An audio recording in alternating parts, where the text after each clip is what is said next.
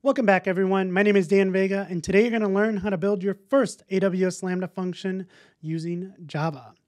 So I recently put together a guide called Serverless Spring. I'll leave a link to that in the description below. Also, a video version of that is coming soon. But the idea was, how can you build serverless functions using Spring Boot and Spring Cloud Function?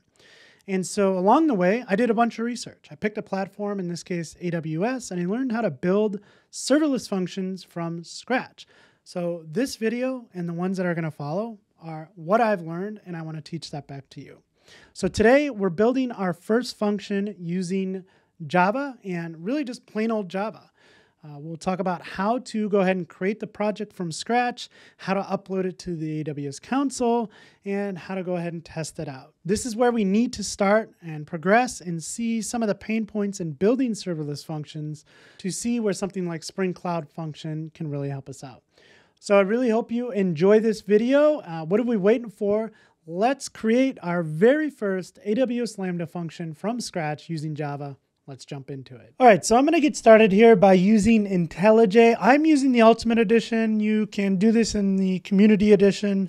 Again, if you're creating a Java project, you can use whatever IDE or text editor you like. We're just creating a simple Maven project here, so it should work with whatever tool you're used to using. So I'm going to get started here and create a new project. So I'm using Maven archetype here. So I'm going to come into a location. I'm going to call this AWS Playground. And the name of this project is going to be Hello Lambda. This is our first Lambda project in Java, so we're going to call this like a Hello World. So here's where we're storing it. Here's where it will be created, dev AWS Playground Hello Lambda. We do want to go ahead and create a Git repository for it. The JDK that we're using is Corretto 11. This is from Amazon. And then we got to pick an archetype. So when I'm using Maven here, I'm going to use just the quick start. So the quick start will give us just kind of a basic shell of an application. It will give us enough to go ahead and get started.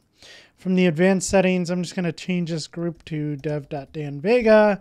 Hello Lambda is fine, and 1.0 snapshot version, that is fine as well. So I'm going to go ahead and click create, and we'll see this go ahead and get set up for us. Everything looks good. I'm going to go ahead and delete this. We need to set some other properties here. I'm going to say that the Maven compiler.source is going to be 11.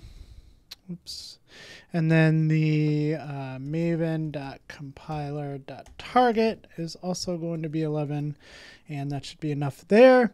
As far as our dependencies go, I'm just going to get rid of this and say, let's use JUnit Jupyter from org.JUnit Jupyter, and the current version is 5.8.2. So that gives us enough to go ahead and get started. So the first thing that we want to do is we want to create a class, and we want to go ahead and create a class that will hold our function. So I'm going to go into source, main, and actually, because we are getting rid of the old version of JUnit, I'm going to get rid of that test. I'm going to go ahead and get rid of this class too that gets created for me. I don't need that. So I'm going to create a new class in here. We're going to say new Java class, and we'll call this Hello Lambda. And this is just a normal Java class, right? And we're just going to create a method in here. And this method is going to be the function. So we're going to say public. This is going to return a string. You can call this whatever you want. I'm going to call it handle request. And again, it's just going to return a string. So we'll return hello AWS Lambda. And that's it. That is the entirety of our simple function. Now, I know this is very simple, but you got to start somewhere, right? What I also want to do, though, is I want to go ahead and generate a test. It's good to get in the business of testing our functions. So let's go ahead and create a test. We'll call it Hello Lambda test. We're going to go ahead and test that. And I'm going to call this should return hello message. So this is going to be a test. Oops, we didn't pull in the new version of JUnit. So at this point, this is no good.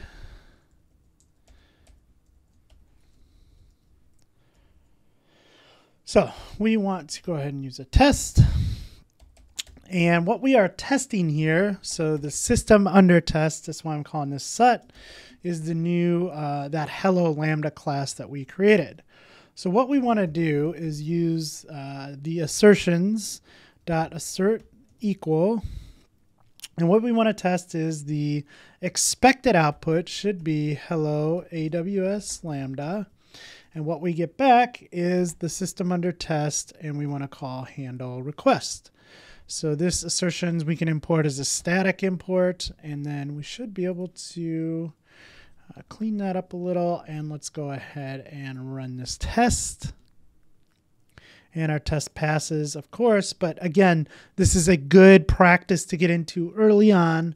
As we start to develop more complex functions, it's good to start to test these. So we have a test, we have a function. We need to go ahead and package this function up so that we can go ahead and upload this to Amazon. So how do we do that? We need a what's called the Maven Shade plugin. So I'm going to go ahead and add a little bit of code here. Maven Shade plugin. I have a little live template for this that just adds this in. You can grab this from the GitHub repository for this particular tutorial. You can find a link for that in the description below. But this is just a build plugin. This is the Maven Shade plugin. So if you look at that, you should be able to see what this does. This repackages the project classes together with their dependencies into a single Uber jar. So we get everything in one jar.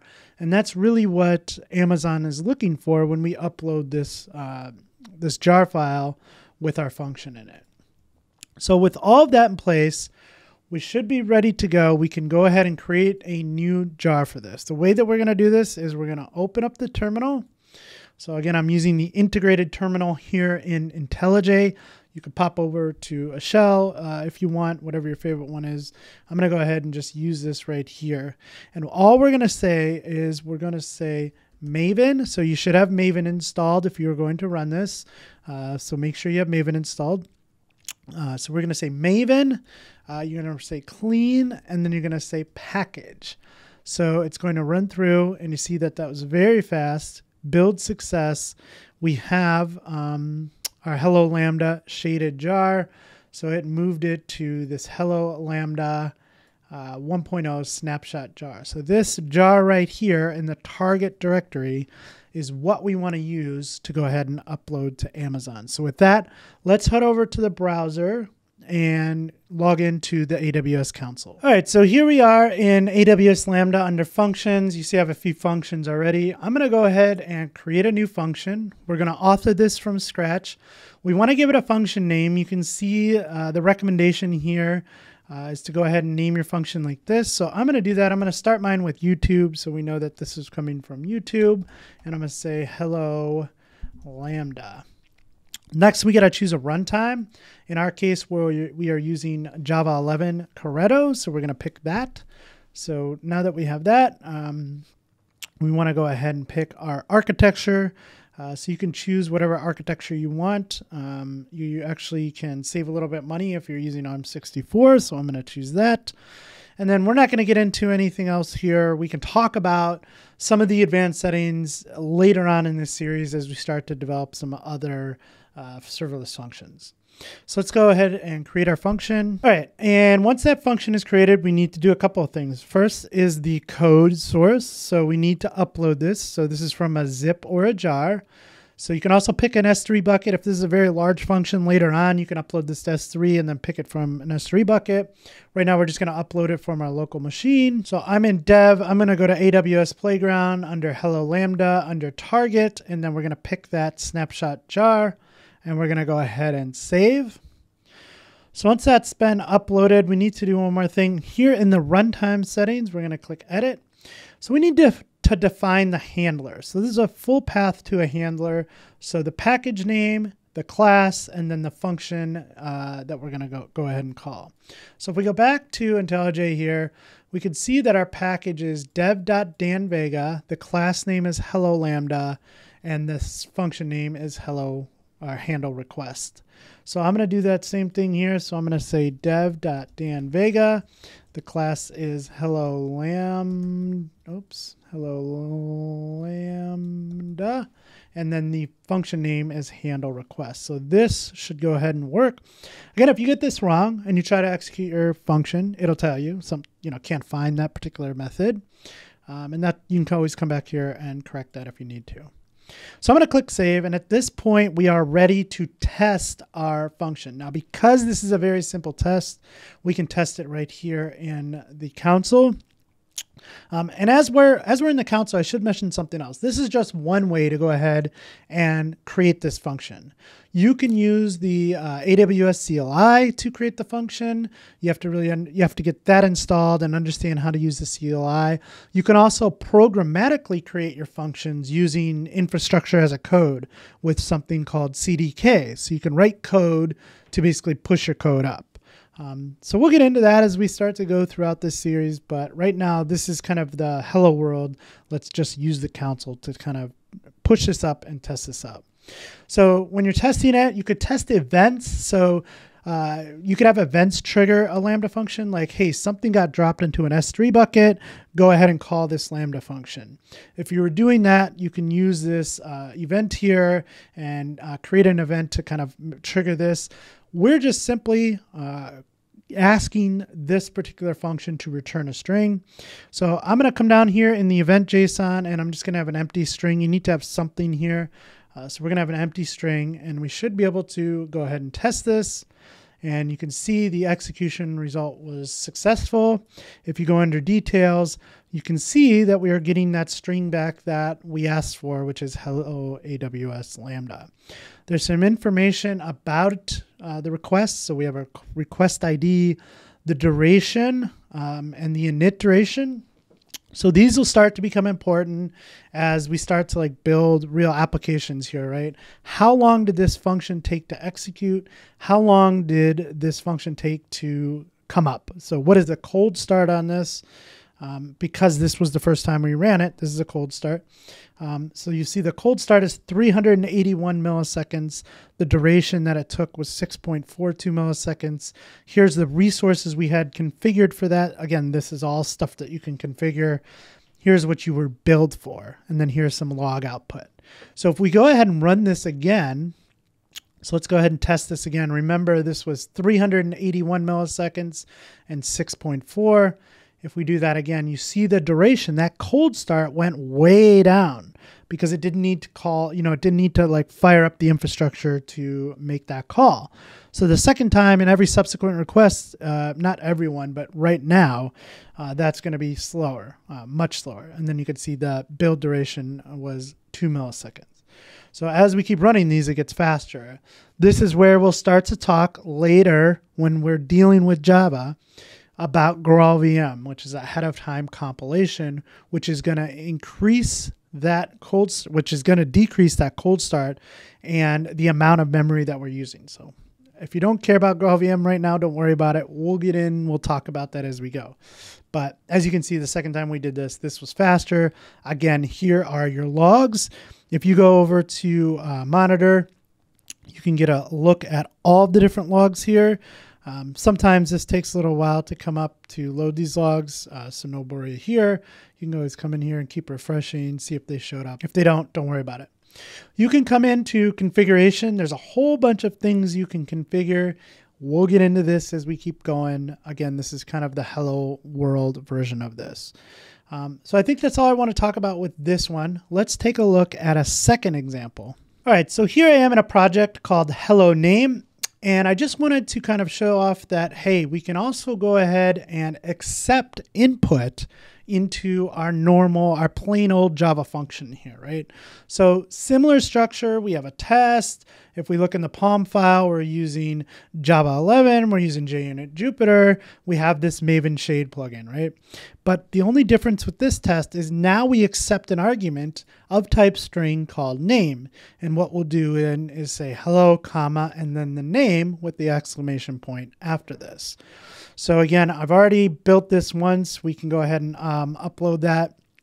But I'll show you that I've already uploaded this and we can take a look at how this works. So back in my functions, I have a hello name. So if we go into hello name, the difference here, again, you're going to come in, you're going to upload this, you're going to edit the configuration to say dev.danvega, hello name, handle request. But when we go ahead and test this now, it needs to accept some input. It's not accepting JSON. This is just a simple string that it's going to take. So I'm going to pass my name in, and what it should do is then return hello, comma, Dan with the exclamation point. So let's go ahead and test that out. We can see that it succeeded, and there is the string that it returned. So if we want to just change that so it takes my name like that, let's go ahead and test it, and there's hello, Dan. And again, we can see the duration, the build duration, max memory use, resources configured. So if this was like some very basic functions that we wrote, but what I really want to press here is that we didn't involve AWS libraries at all. So in the next tutorial, we'll bring in kind of the AWS core libraries and see how we can build functions that way, and then even add events on top of that. But this was just plain Java. We didn't need to bring in any dependencies to make this work, which I thought was really cool. But again, we'll start to build on this as we go. So I think that's it for this first video in this series. I really hope you found some value in this.